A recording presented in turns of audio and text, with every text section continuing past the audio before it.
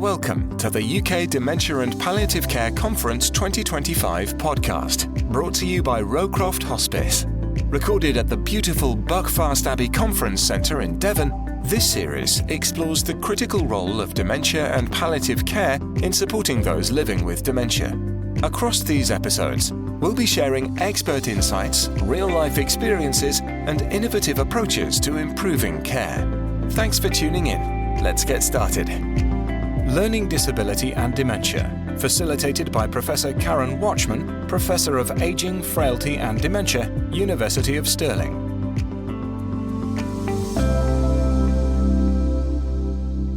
Hello everybody, thanks very much for coming along. It's great to see so many people here. It's great to see so much interest in learning disability. There's more chairs at the back. Feel free to join the crowd. So I'm Karen Watchman.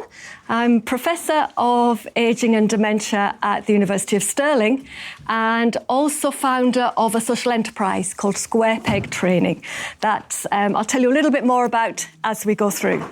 So, as I say, thanks very much for coming. You're absolutely my favourite of the two groups so far. So brilliant. Thank you so much. Loganaire's cabin baggage was very restrictive, so I've only been able to bring a few resources with me. But please let me know if you'd like any more of them, and we'll have a chance to look through. I'll talk about some of them as we go through, either on your table, or there's a game at the back of the room that I'll just talk about a little bit later as well. I didn't want to make any assumptions that there was awareness of the link, why there is a link between learning disability and dementia. So I'm going to spend just one slide just to talk about that.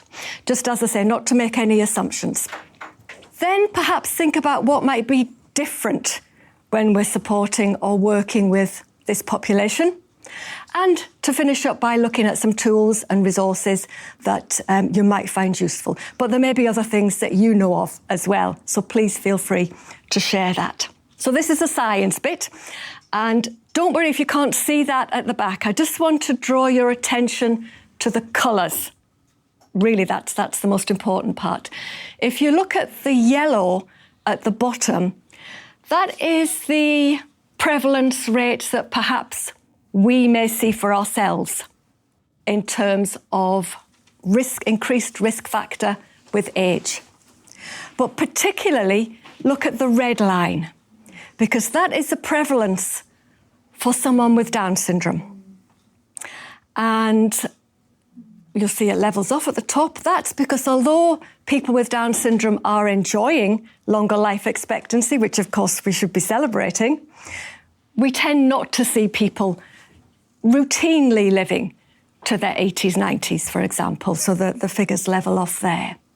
But you see that really steep trajectory at a much younger age. The blue line is, I would urge a little bit of caution around that one because there is less evidence around dementia in people with learning disability other than Down syndrome. The evidence that is there suggests we're looking at around 10 years earlier than the population generally, but not as significant a risk as for someone with Down syndrome. And when we're talking about Down syndrome now, because I was a former chief executive at Down Syndrome Scotland. And when I was there, we were sort of late 90s, early 2000s to around 2007. We were really seeing quite a rapid increase in life expectancy, better quality of life, roundabout from the 80s when we started seeing the institutions, the long-stay hospitals starting to close. And of course, that routine intervention at birth, which previously, unfortunately, hadn't been the case for everyone with Down syndrome. So quite significant changes around about that point that led to this longer life expectancy. And of course, with it came that knowledge of dementia. So it's a relatively recent concept that we're looking at. And at that time, certainly, I was working with families who would not have expected their adult child to outlive them. Adult child with Down syndrome. And of course, now that routinely happens. So we're seeing a different set of situations. So that's really just a snapshot to highlight why I keep talking about this so much and keep banging that drum. The images that you see are mostly taken from some of the resources that are on the table. I'll highlight where that's not the case, and this is an actor playing the role here. Some other things that might be different. Well, of course, someone with a learning disability has that pre-existing cognitive differences. So it's not just dementia that brings about the cognitive changes. It may bring about different cognitive changes, but there already is that degree of learning disability. And of course, that's why diagnosis is so hard. So the tests that we may take, the assessment tools that we might complete, so mini mental state examination, for example, someone with a learning disability would likely not be able to actually complete that test, even if they didn't have changes that were associated with dementia. So a number of different factors. Diagnosis is harder. It is sometimes just a suspected diagnosis that's given.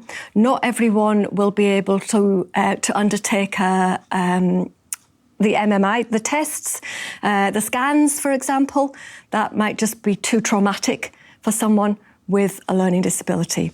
So we do look to baseline assessments that are recommended from age 30 from someone with Down syndrome, slightly older for other types of learning disability. That is then a comparative measure to help. And anyone can do that. A baseline assessment can be conducted by a learning disability nurse, a support worker, a family member. It's not an assessment, it's not a diagnosis. It's a tool that can help to just provide that bit of ammunition to take along as part of a medical assessment. So, but it does mean it makes it harder to identify when someone is at an advanced stage of dementia. Partly because that early stage could have taken so long, and someone may actually be quite far advanced in their dementia before a diagnosis is made. But also, it means that we sometimes assume someone is at a more advanced stage than they actually are because of that learning disability, that cognitive disability that they already have, even before dementia. So there's risks there. Onset of seizures, I think, is an important one because we sometimes see seizures in end-stage dementia anyway, for anyone. But for someone with Down syndrome, the onset of seizures might actually be an indicator in an early stage that something is happening. So sometimes that's almost an alert that actually something's going on here. We need to check, and that's specific to Down syndrome. So we do sometimes see that onset of seizures earlier in the progression of dementia. Thinking as well about someone with a learning disability will always have been in receipt of some kind of support. So there'll always have been, whether it's family support that's needed or whether it's additional professional support, multidisciplinary, community learning disability nurse.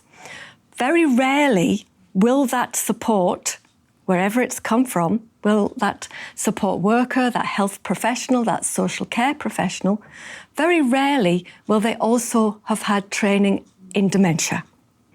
And then the flip side of that, we see older people's services, dementia care services, memory clinics. Very rarely will they have had training or awareness raising around learning disability. So where does that leave the person with a learning disability? Well, falling down the middle somewhere is usually where we find someone that actually one service is saying, no, they're already getting support over here. The other service is saying they're not old enough for that service or they don't fit into that service.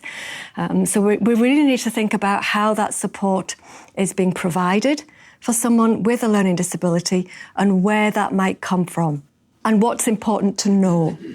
And I hear that from palliative care nurses as well, that they don't often see people with a learning disability. And sometimes that's because of an assumption that somebody is already being supported, when that might not be the case. Families, and I'll go back to Down Syndrome Scotland. Families will say, we're doing all right, thank you very much, we're getting on just fine, until a crisis happens, whether that's a crisis with the person with Down syndrome or whether it's with what's quite often an older family member. And that's when you see that actually maybe things haven't quite been as fine. There's been that mutual support that's in place there as well. So recognising the role of family is certainly important, but also not everyone with a learning disability will have that family support. And sometimes it's actually staff who've been the constant in their lives over many years. And that's really important to recognise that as well. We've heard a lot already today about how pain and distress are communicated. I still hear it said that, well, people with a learning disability don't really feel pain, do they? Anybody else in the room have heard that mentioned? One of the myths that is there around people with a learning disability, it's how that pain and distress is communicated that might be different, not that that pain is not felt. And sometimes it's up to us to work out how that is communicated, and we've heard a number of examples of that already. And some of the one of the tools, that the resources that's on your table, some of you have got the postcards and some of you have got the booklet, is Jenny's diary. And what I found is that many people with a learning disability are not actually given their diagnosis of dementia. Now, that may be because they would not understand what dementia means. But sometimes we make an assumption that someone wouldn't understand what dementia means. And actually, they've known friends with dementia or a family member with dementia. And sometimes it's about just almost validating, because even if someone doesn't know they have dementia, they know something's wrong. They know that there's something going on. The example we use in the booklet is someone saying, my head's not right. And that's something I hear quite a lot. Someone aware that there's changes, aware that things are not going on as they should be, but not actually having that conversation about what might be causing that, using the words or the terms that the person uses themselves. So Jenny's diary goes pictorially through a particular weekdays of the week for our actress, Jenny, looking at things that she does. Monday, for example, volunteers, works in a cafe, having problems finding the toilet. Again, another recurring theme for the day, I think.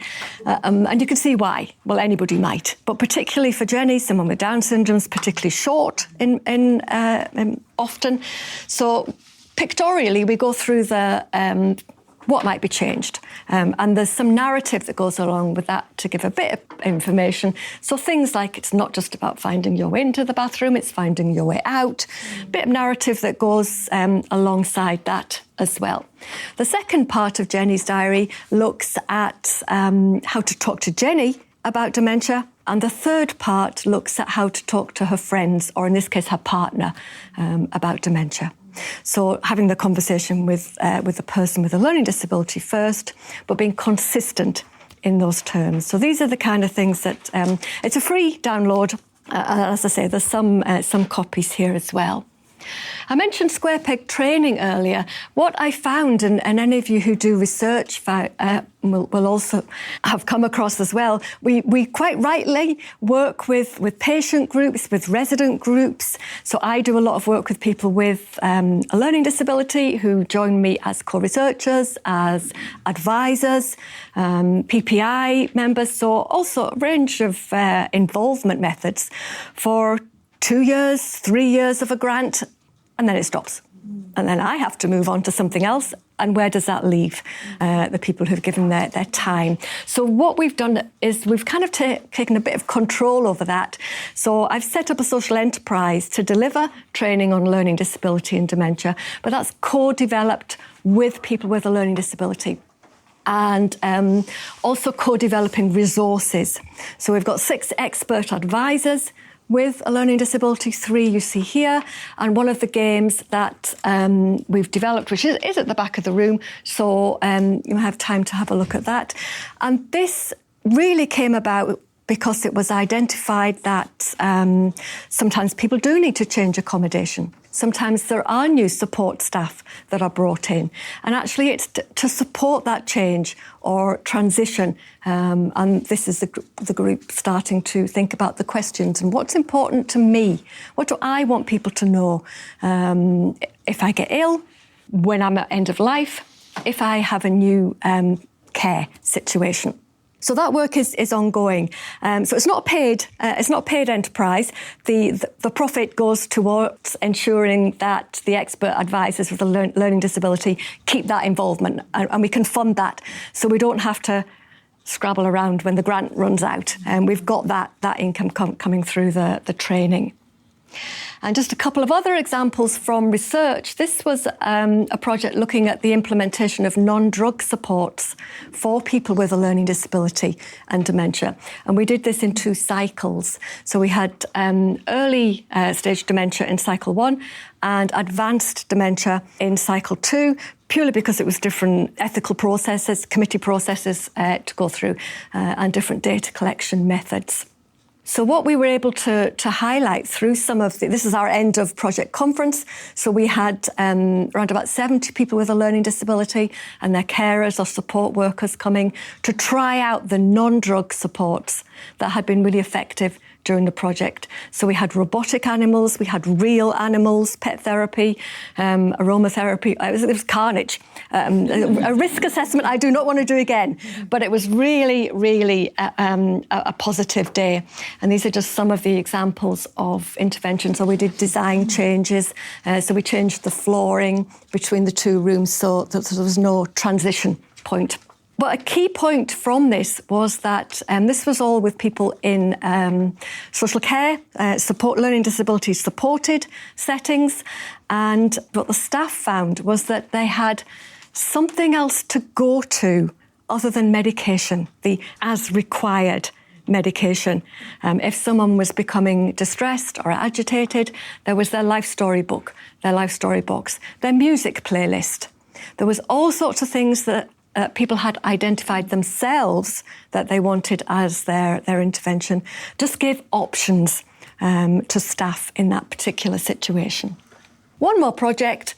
One of my co-researchers with a learning disability on the previous grant, he had a diagnosis of dementia himself during the grant. He's a married man with a learning disability, and that was his fear.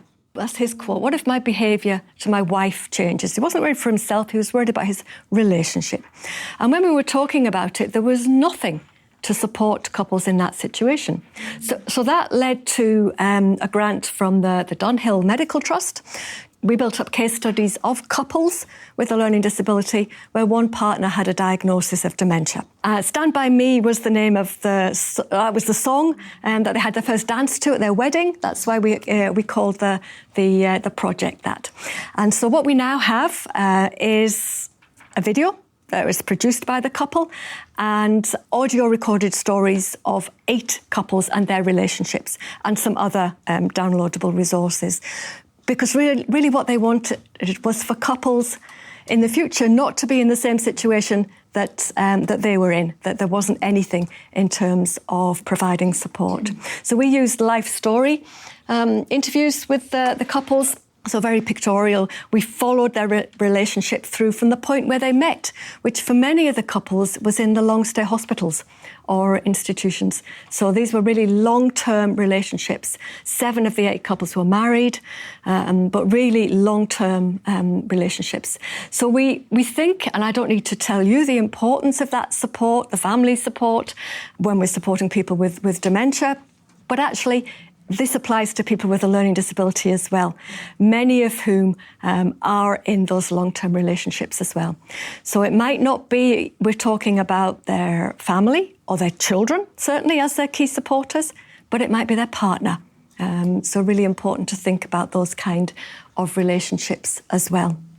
A shameless plug for Square Peg training for the social enterprise. As I say, it's to continue that involvement, that role, and to maintain the involvement, the direct voice of people with a learning disability in the training, development and provision as well. So we've got representatives of advisors with dementia and a learning disability, but we also have some younger people with a learning disability as advisors as well, because it's not just about reinventing the wheel every time we're supporting someone with dementia. That's what I see happening. It's about planning for this ageing population of people with a learning disability, some of whom will also have dementia. And if we just change the mindset slightly, so it's not every time there's high staff turnover in a lot of establishments, and we lose the learning. So it's about thinking about how many people are we supporting now of perhaps a younger age with a learning disability, particularly Down syndrome. How are we preparing to support them in the future, particularly with comorbidities and towards end of life as well? Thank you.